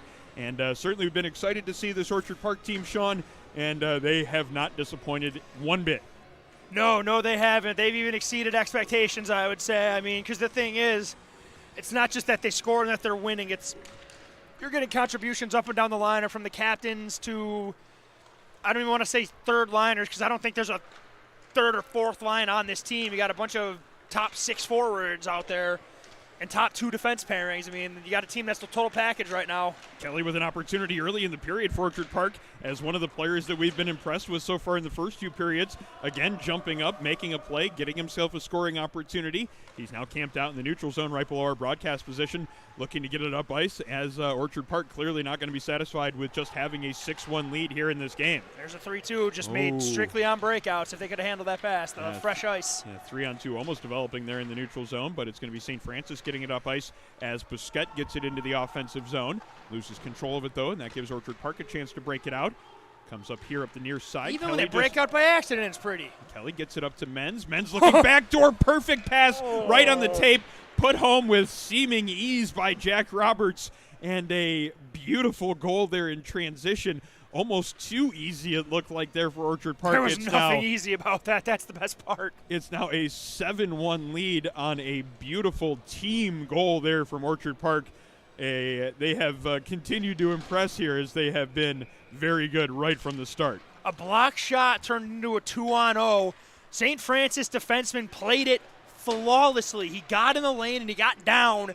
And another, my mom is Sicilian. I love my sauce, and that was, if I threw that pass 100 times, it might land flat once. And that's the hardest time of the period to make that pass, yes, too, is when that ice is going to be as fast as it's possibly going to be. In stride, too. He was moving. Couldn't have put it in a better spot if he had to do it again. I'm not sure it would have been as good of a pass, but given the fact that he did make that pass, it wouldn't surprise me that. Didn't even talk about the goal scorer yet either. I know. We're just too busy gushing over Menz's pass. A great finish by Jack Roberts as he didn't really have any sort of difficulty there. He caught it right in stride, put it home.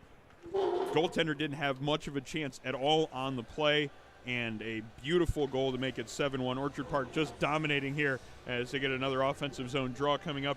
A little bit more than a minute into third period action here as we bring you the Buffalo Stampede High School Hockey Game of the Week. Thank you so much for joining us as we continue to bring you Section 6 high school throughout the regular season here in Western New York high school hockey. Orchard Park, another offensive zone draw, another cleanly won draw. Becker now looking for a pass in front of the net. It's up in the air and then played out of danger there by the glove of Kyle Wicca for St. Francis. St. Francis finding possession. Now Albano trying to skate it up the far side. He's got a man right on him, creating a loose puck, but St. Francis gets it across the blue line. It's just barely off sides, though, as Mateo Torres was a step over the blue line and then had to reach back to bring the puck into the zone with him. So we have a stoppage with 15:20 to go in the period. St. Francis and Orchard Park both making some changes here as we continue in the third period. And Orchard Park continues, up 7-1 at the beginning of the period, still continuing to put the pedal to the metal right here. I don't expect any of that to change.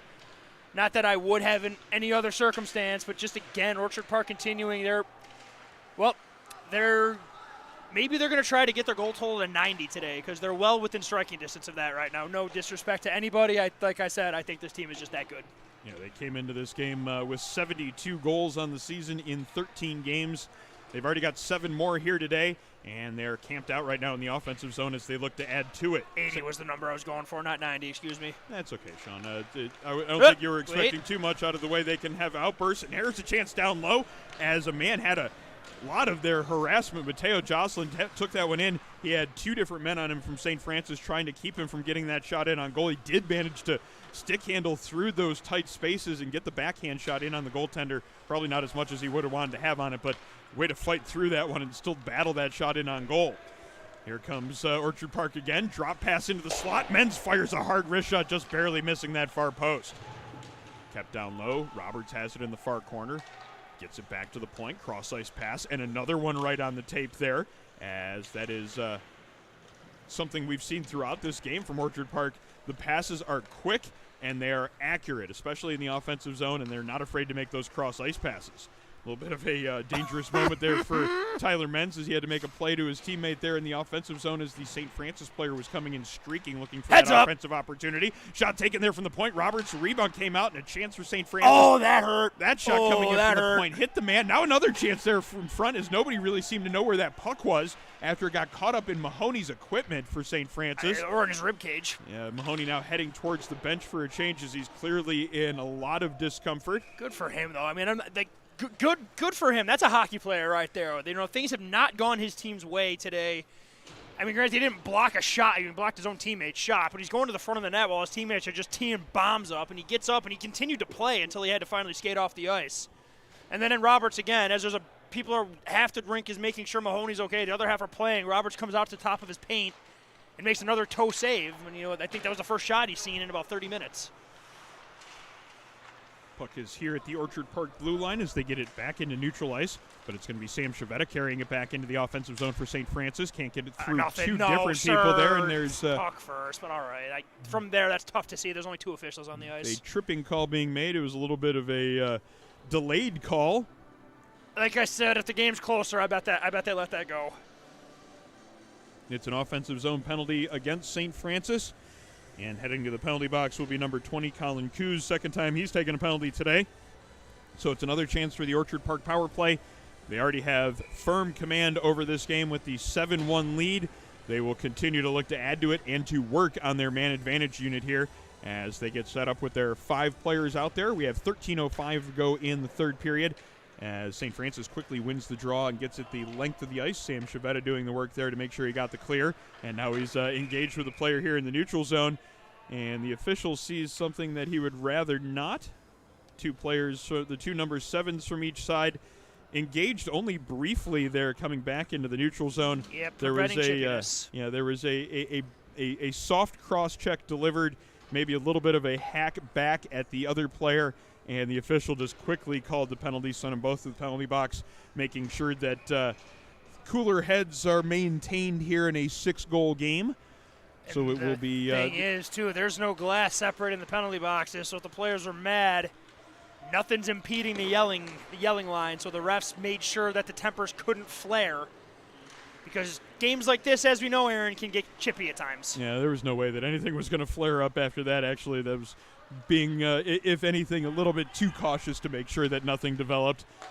As the Orchard Park power play continues here, minute 27. Pass almost set up there in the neutral zone, or right in the high slot. This goes through the Orchard Park player's skates, and that gives a chance to Albano to get it up into the offensive zone, but he loses control of it. Now it's a 4-on-2 setting up for Orchard Park. Here comes Presley Schultz into the offensive zone. Gets it wide on his backhand. Can't maintain possession of it throughout that move, and now has to just set up the power play. Gets it along to Menz. That's one way to enter the zone, I guess. Menz back to the point. LaCursey through traffic. Rebound sitting in front of the net. Goaltender finally covers it up as Zakluski had 2 different Orchard Park players right on top of him. Had to deal with a screen as that shot came in from LaCursey at the point.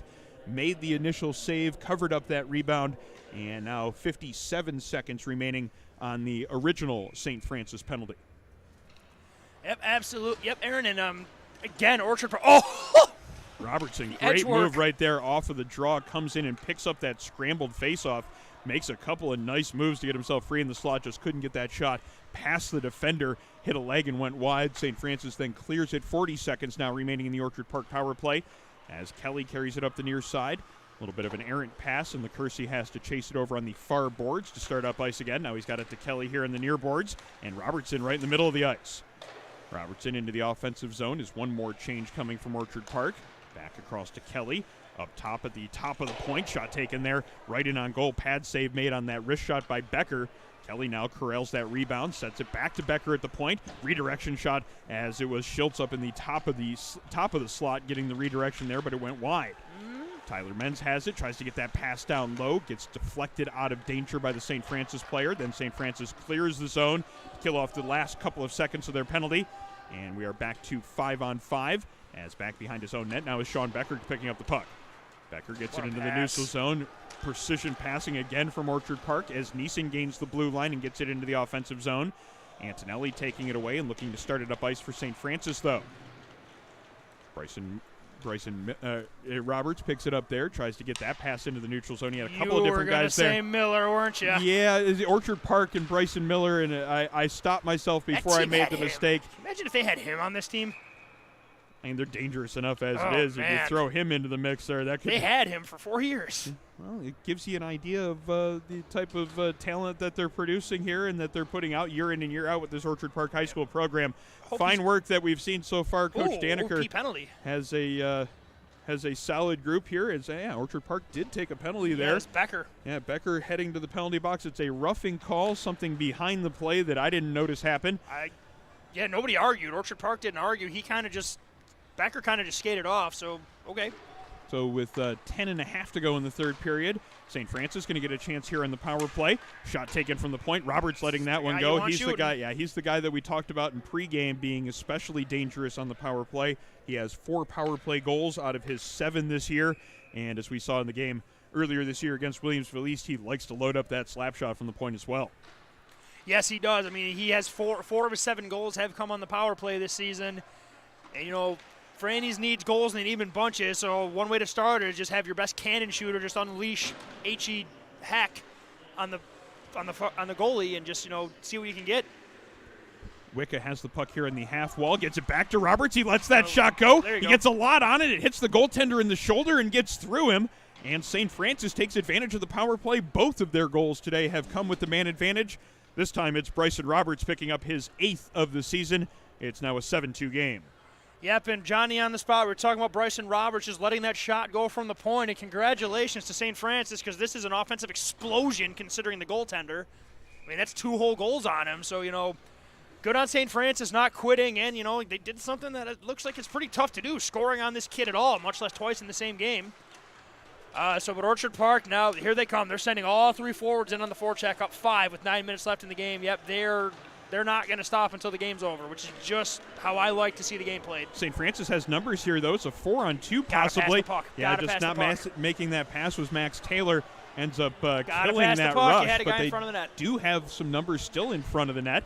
And that pass doesn't connect as Taylor was looking later. for his man right there. Now it's a breakaway for Tyler Menz. Menz gets behind the defense, rips that shot low glove side. That's his 3rd of the game. Number 9, Tyler Menz with the hat trick. OP now leads 8-2. They get the immediate answer after the St. Francis goal and extend their lead back to 6. Yeah, Tyler Menz has some outstanding speed as he just put the pedal to the floor and just outraced every Red Raider on the ice to the puck. And by the time he picked it up and had it under control, closest guy was a stick and a half away from him. So he got in, dusted the puck off, maybe showed that he might try to maybe dip his shoulder and go power. Instead, he just rips it to the short side with a quick snapshot of his. And Tyler Menz has himself a hat trick.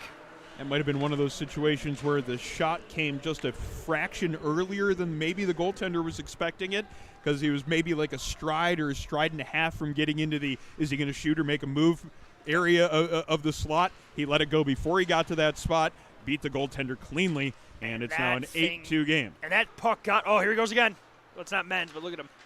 Yeah, plenty of numbers and space to work with here for Orchard Park. They just dump it into the offensive Haven't seen zone. One of those yet today. Yeah, but it worked effectively. As they're going to be able to. They would have been able to keep it in. It's just a little bit. They've had such a little bit lackadaisical. They're getting it there on the far point. They haven't had to do that at all today. They've been gaining the line just with their lead man leading the rush. St. Francis now looking to counter, sending it into the offensive zone. There was number 19, Shaker Patrick. But pretty easy to break the offensive pressure here from St. Francis as Orchard Park gets it up to the blue line and into center ice. Now a possibility of a 2-on-1 developing. Numbers coming back for St. Francis, but a man in front. Good play and a rebound chance. 2 saves made on that play by Zukleski as he is definitely not being given the benefit of Help. Yeah, well, that and Orchard Park's not laying off the gas one No. bit. They are continuing to throw a bunch at him, not giving him any sort of mercy here as the second goalie in for St. Francis this evening, as Orchard Park now with a huge advantage in terms of shots on goal. It is 33-12 in shots on goal. It's an 8-2 game, and LaCourcie keeps it in here at the point, lets a shot go. That one had a little bit of traffic set up in front as Alex Armstrong was there in the slot, creating a little bit of difficulty for Zakluski to see that one. Did manage to make the save and hold on, making sure that there was no rebound. Now 8:07 to go in the third period. Still an 8-2 game as Orchard Park well in command in this one, looking to stretch their perfect record to 14-0. LaCourcie picks up that puck after Orchard Park wins yet another face-off. St. Francis, though, managed to come out of the corner with the puck. Andrew Allen gets it up to Mateo Torres. Torres with a cross-ice pass. He's got a man there in front of the net, but good defense to make sure that he couldn't get to him. And it looks like he's going to draw a penalty here on this play. He had to do that, because if he didn't, the St. Franny's forward is in all by himself. He had to just get a stick into his chest because it was behind him. Yeah, the puck ended up behind LaCourcie. He got himself in the way of the St. Francis player that had a step going towards that puck and behind him in front of the goaltender. But probably a good penalty if you're going to talk about good penalties. That was one where he did what he had to do to impede his man from getting in, getting a scoring opportunity. There it goes. But his team draws a penalty right after it to pick him up, and St. Francis heads to the penalty box to pretty much do away with their power play after just 4 seconds. I was wondering what Menz was doing right there. I thought he lost his steal. No, he's just letting the person who tripped him know that he tripped him. Oh, and that's Chivetta, too. That's big trouble for St. Francis. Yeah, Chivetta heads to the penalty box as we will now play So good this 4-on-4. is. Chivetta doesn't make mistakes ever, and Orchard Park has baited him into a few of them tonight. And I thought he's played well today, too, all things considered. But right there, Andrew Menz got the best of him on that play. So it's going to be 4-on-4 for 1:56. We get to see what Orchard Park does with this extra ice. I don't think that it'll be something that will hold them back one bit. No, quite the contrary, I believe, but I think you know that. Yeah, they're doing a good job of skating and setting things up without the puck here in the offensive zone. I can watch them pass this puck all day, and I do not mean to gush over one team. I don't, but I think we are being treated to this one. This is a great hockey team we get to watch today.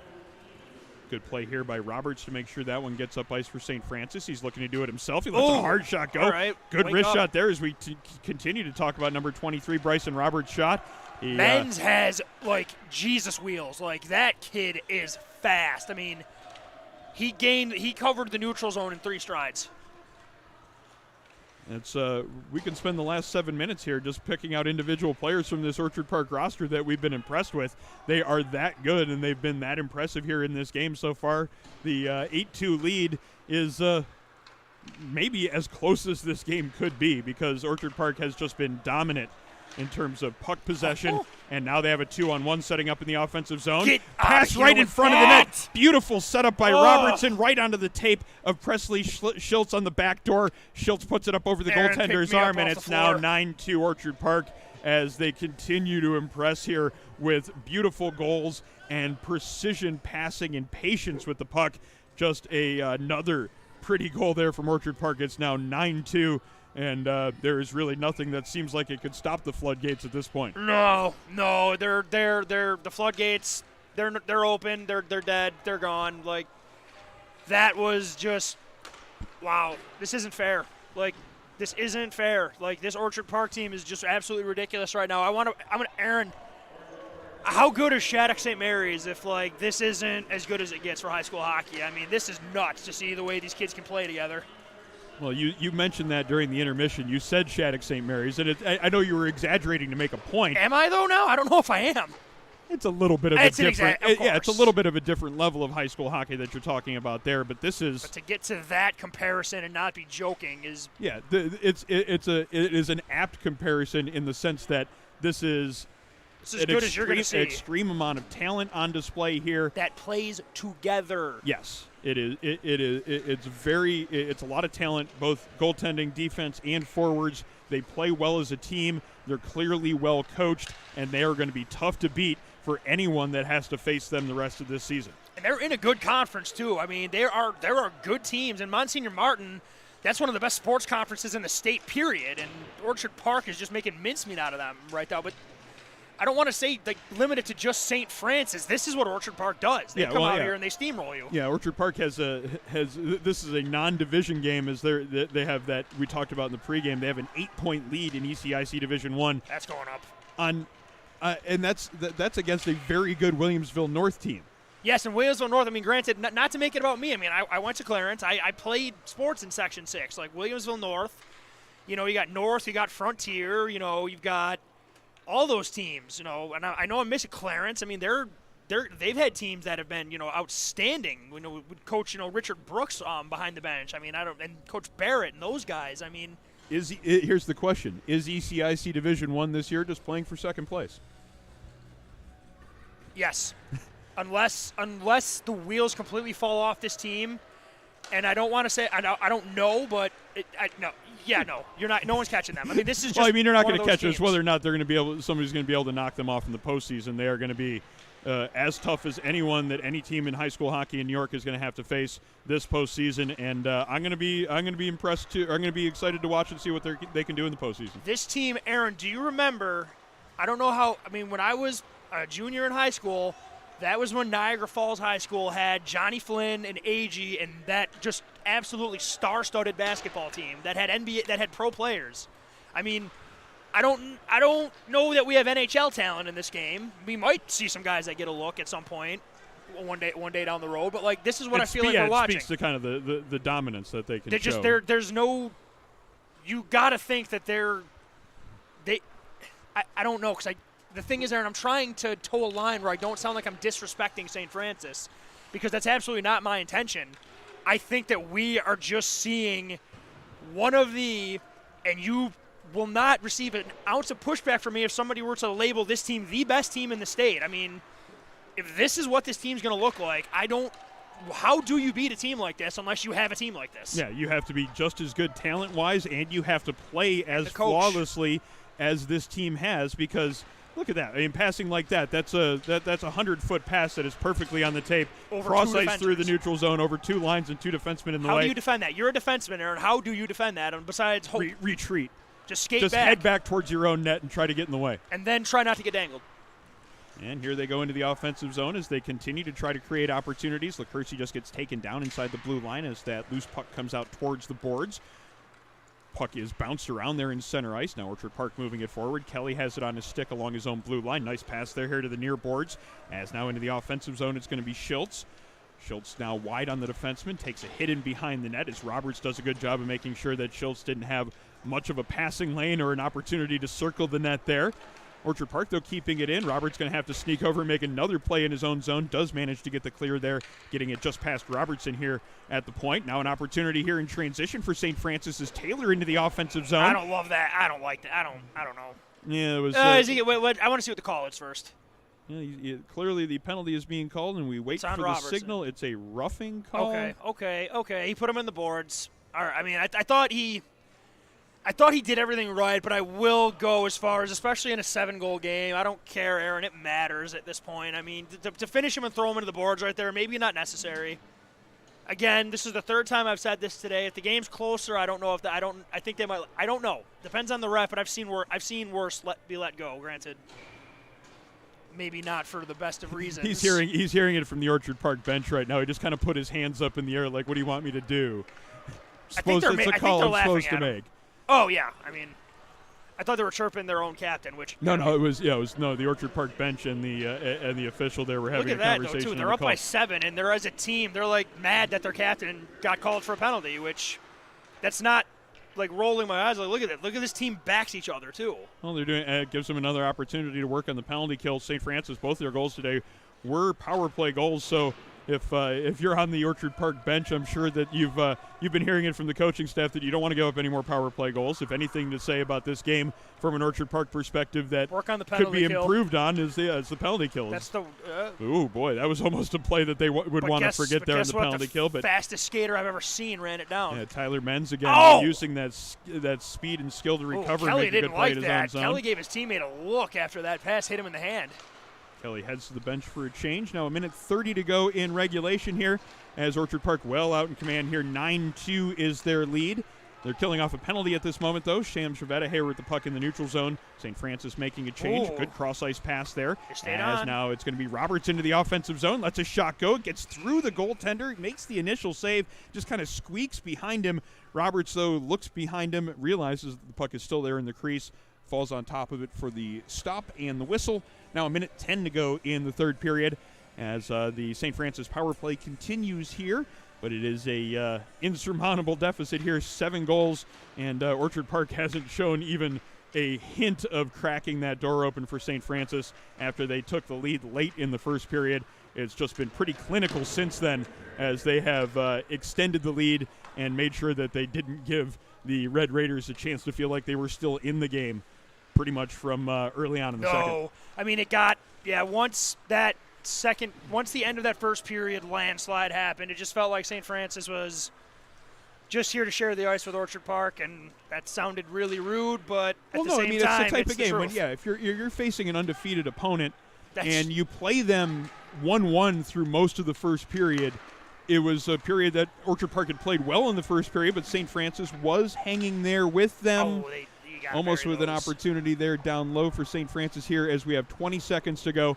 But really it was it was that minute 30 at the end of the first period. Back broken. Yeah. Orchard Park got 2 quick goals, and instead of going into the locker room feeling like, hey, we are even with a team that is one of the best in the state, it was those 2 quick goals kind of deflating St. Francis here as play continued into the second period. Orchard Park just extended their lead, and in the end, it ends up as a 9-2 victory and no in chirping favor by of them Orchard either. Park. No, that's what I like to see. A team that knows they're good and doesn't need to tell you they're good because their play does all the talking. The Orchard Park Quakers gave us exactly what we expected to see from them here. They came in with a perfect 13-0 record. They showed exactly why they have that perfect record as they put on quite the performance here from Harborcenter in downtown Buffalo, taking down a very solid St. Francis team in their own rights.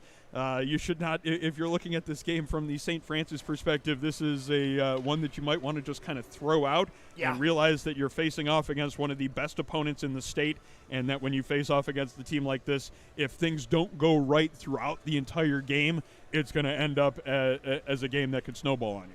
Yes, and here's the thing. I'm not going to sit here and tell a team that just was beaten 9-2 to just shake it off, because no hockey player is going to do that. That's just not how players are wired. But what I will say is if there's a team that's going to beat you like this, it's going to be this team.